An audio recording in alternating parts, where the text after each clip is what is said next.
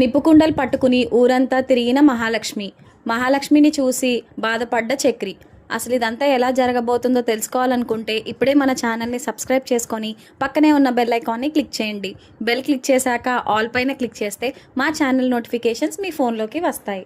ఒడిబియ్యం గురించి అందరూ మాట్లాడుకుంటూ ఉంటే పెద్ది ఏమో నీ ఇష్టమమ్మా అని చెప్పేసి అంటాడు. అక్కడ వాళ్ళందరూ కూడా అసలు మహాలక్ష్మి ఏం చేస్తుందా అని చూస్తారు.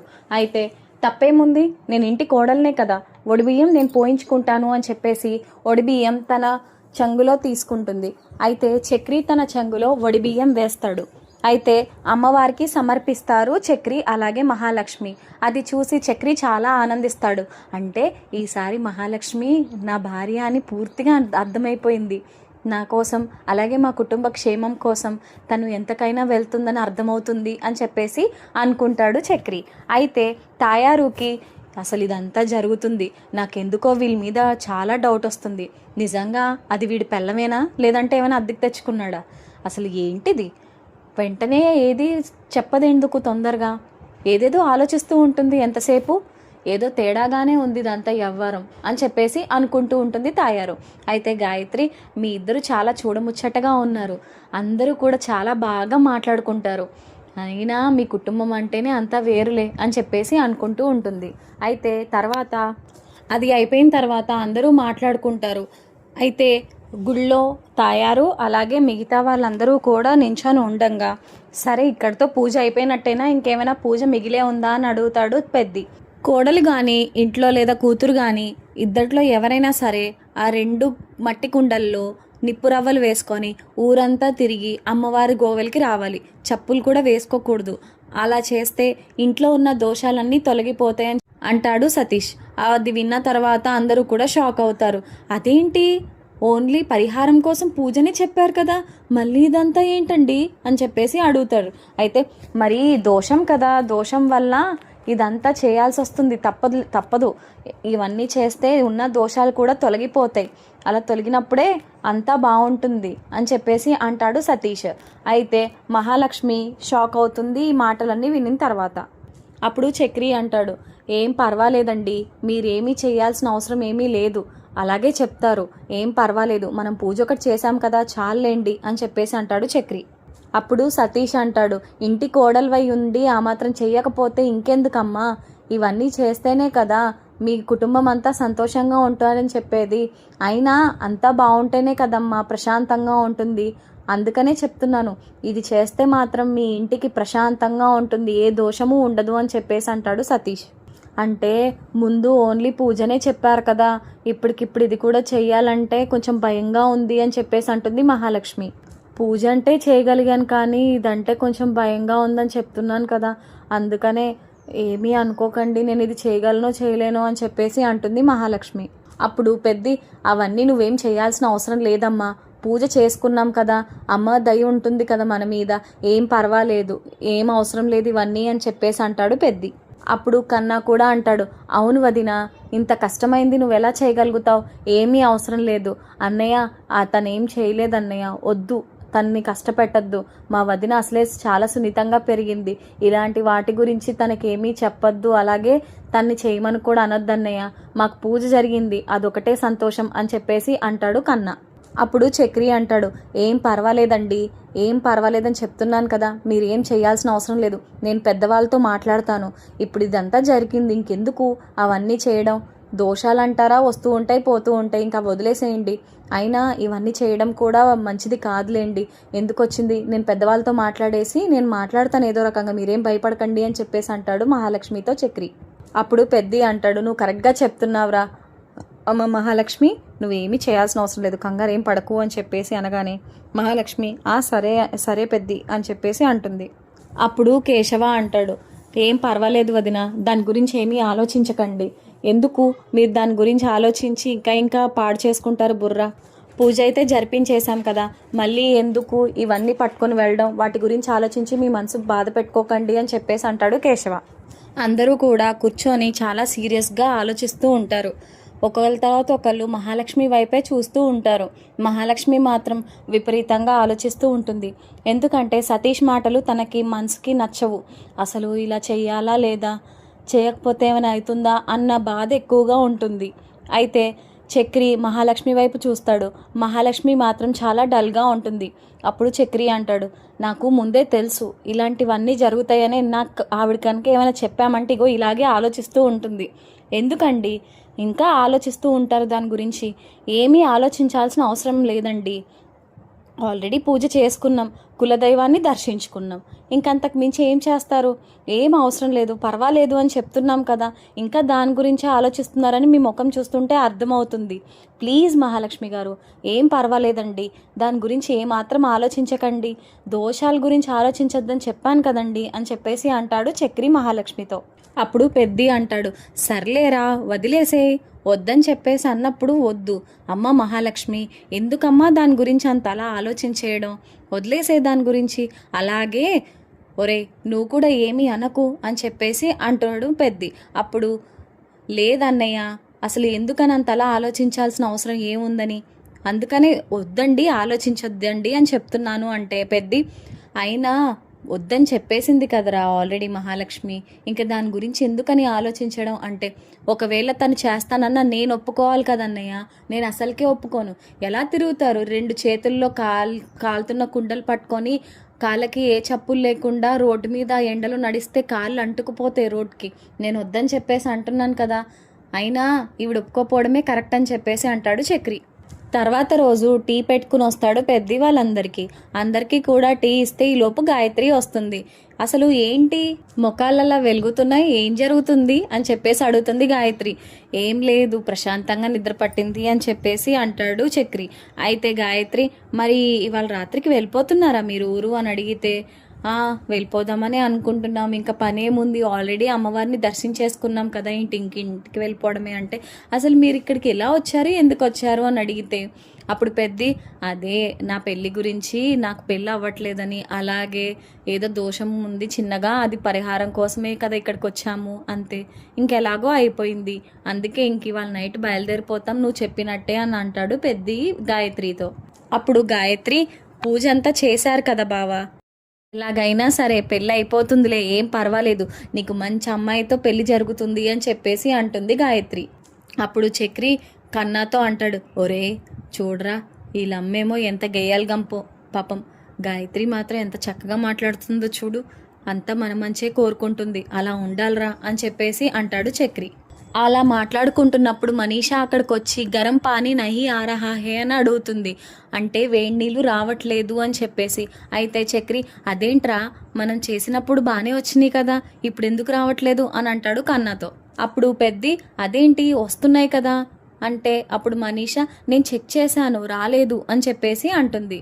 అప్పుడు గాయత్రి, అదేంటి హీటర్ ఉంది కదా అని చెప్పేసి అంటుంది గాయత్రి. పద నేను చూస్తాను పదా అని చెప్పేసి అంటుంది. అప్పుడు పెద్ది, ఉండండిరా నేను కూడా వెళ్ళి చూసేసి వస్తాను అని చెప్పేసి వాళ్ళతో పాటే వెళ్తాడు. గాయత్రి లోపలికి వెళ్ళి చెక్ చేస్తుంది. డోర్ తీసేసి చెక్ చేసేసరికి, అయ్యో స్విచ్ వేయలేదు బావా తిను అని చెప్పేసి అంటుంది. అయితే స్విచ్ ఆన్ చేస్తుంది గాయత్రి. ఇప్పుడు వెళ్ళండి, ఇప్పుడు లోపల వేడి నీళ్ళు వస్తాయి అని చెప్పేసి అంటుంది గాయత్రి. అవునా, ఓకే అని చెప్పేసి మనీషా నడుచుకుంటూ వెళ్తుంది.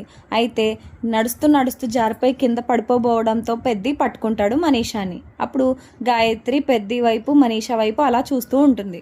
అయితే మనీషా వెంటనే లేచి థ్యాంక్ యూ అని చెప్పేసి వెళ్ళిపోతుంది. జాగ్రత్తగా వెళ్ళు మనీషా అని చెప్పేసి అంటాడు పెద్ది. మనీషా జారి పడిపోతుందనిపించి తను లోపలికి వెళ్ళిన తర్వాత అక్కడున్న తడంతా శుభ్రం చేసేసి పెద్ది అక్కడ ఒక డోర్ మ్యాట్ వేస్తాడు. అయితే గాయత్రి తను చేసిన పనులకి అలా చూస్తూ ఉంటుంది. ఈలోపు మనీషా కూడా స్నానం పూర్తి చేసుకొని వస్తుంది. అప్పుడు మా గాయత్రిని చూసి ఉలిక్కి పడుతుంది. అయ్యో నేనే నా పేరు గాయత్రి, అదే మాధవ ఉన్నారు కదా వాళ్ళ అత్తయ్య కూతుర్ని, మరి నీ పేరేంటి అని అడిగితే నా పేరు మనీషా అని చెప్పేసి హిందీలో చెప్తుంది. అయితే అప్పుడు గాయత్రి, ఓహో హిందీయా అని చెప్పేసి అడుగుతుంది. అవును అంటుంది మనీషా. అప్పుడు గాయత్రి అడుగుతుంది, అసలు మాధవ మీకెలా తెలుసు అని చెప్పేసి అడిగితే తను హిందీలో చెప్తుంది, ఇలా నేను అక్కడ పనిచేసే వాళ్ళ చెల్లెల్ని, వాళ్ళిద్దరు ఫ్రెండ్స్, అలా నాకు మాధవ తెలుసు అని చెప్పేసి అంటుంది. ఆ హిందీలో చెప్పేసరికి ఏమీ అర్థం కాదు గాయత్రికి. అట్నుంచి అలా కన్నా వెళ్తూ ఉంటే, ఒరే కన్నా అని చెప్పేసి పిలుస్తుంది గాయత్రి. కన్నా చూసి, ఇలా చూసేసరికి గాయత్రి ఇలా రారా అని చెప్పేసి పిలుస్తుంది గాయత్రి కన్నాని. కన్నా మొత్తం అంతా హిందీలో మాట్లాడిందంతా గాయత్రికి ఎక్స్ప్లెయిన్ చేస్తాడు తన తెలుగులో. అయితే చెప్తాడు కన్నా, వాళ్ళ ఇంట్లో కొంచెం ఇబ్బందిగా ఉంటే ఇంకా మా ఇంటికి తీసుకొచ్చాము, కొన్ని రోజులు మా ఇంట్లోనే ఉంటుంది, సరే ఊరొస్తున్నాం కదా అని చెప్పేసి ఇంకా తన్ని కూడా తీసుకొచ్చాము అని చెప్పేసి అంటాడు కన్నా గాయత్రితో. అప్పుడు ఇదంతా చూసిన తర్వాత గాయత్రి అంటుంది, ఒక పని చేస్తే బాగుంటుందేమో, మాధవకి ఆ బావకిను తినకి ఇచ్చి పెళ్లి చేస్తే బాగుంటుంది అనిపిస్తుంది అని చెప్పేసి అనగానే కన్నా, నువ్వు ఒకరు దానివి, ఇంకొక ఆడపిల్ల దాంతో మాట్లాడితే చాలు, ఇద్దరు మాట్లాడుకుంటే పెళ్ళి పెళ్ళి అంటావు, సర్లే నాకు పని ఉంది నేను వెళ్తాను అని చెప్పేసి కన్నా గాయత్రి దగ్గర నుండి వెళ్ళిపోతాడు. తర్వాత అందరూ కూడా రెడీ అయ్యి అమ్మవారి గుడికి వస్తారు. అక్కడ అన్నీ కూడా ఇనుప కడ్డీలు కాల్చేసి ఉంచుతారు. అలాగే కుండల్లో ఆ బగబగా మండే నిప్పు రవ్వలు కూడా వేసి ఉంచుతారు. అయితే గాయత్రి అక్కడ నించొని ఉంటుంది. గాయత్రి నించుని ఉండడం చూసి పెద్ది అలాగే వాళ్ళ కుటుంబం అంతా గాయత్రి దగ్గరికి వస్తారు.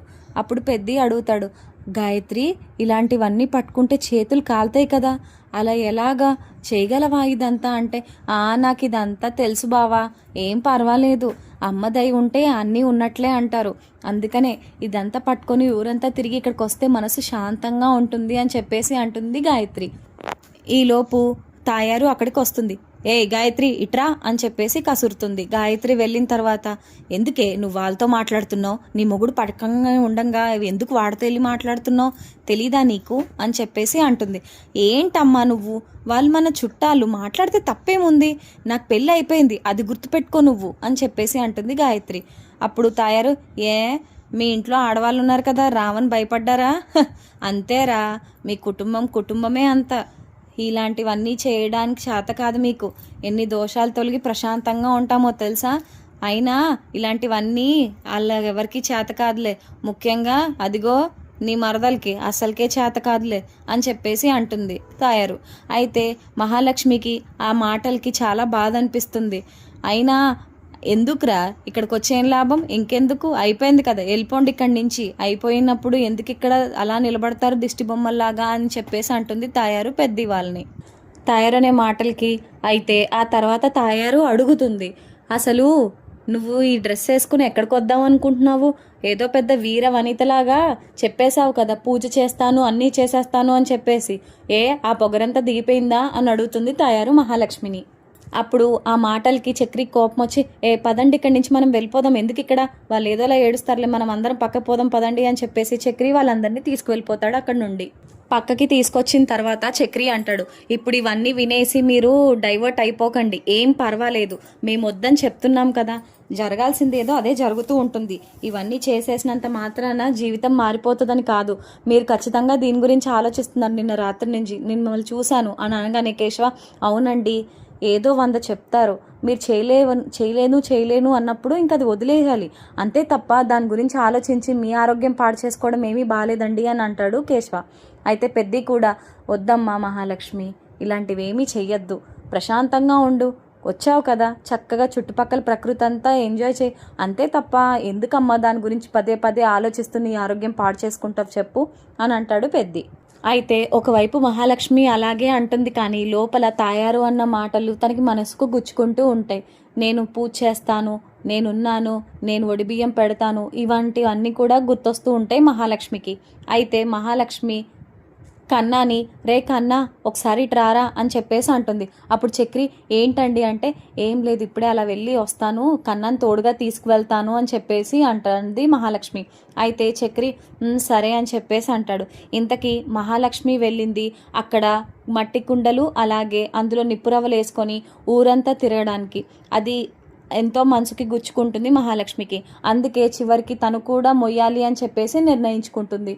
అయితే కన్నాని బయట ఉండమని మహాలక్ష్మి లోపలికి వెళ్ళి రెడీ అయ్యి బయటకు వచ్చి గాయత్రి పక్కన అలాగే చుట్టుపక్కల వాళ్ళ పక్కన నించొని ఎవరైతే మోస్తారో వాళ్ళ దగ్గరికి వెళ్ళి నించుంటుంది. పంతులు గారు అలాగే పెద్దవాళ్ళందరూ కలిపి చేతులకి వేపాకు మెళ్ళో దండ వేస్తూ ఉంటారు.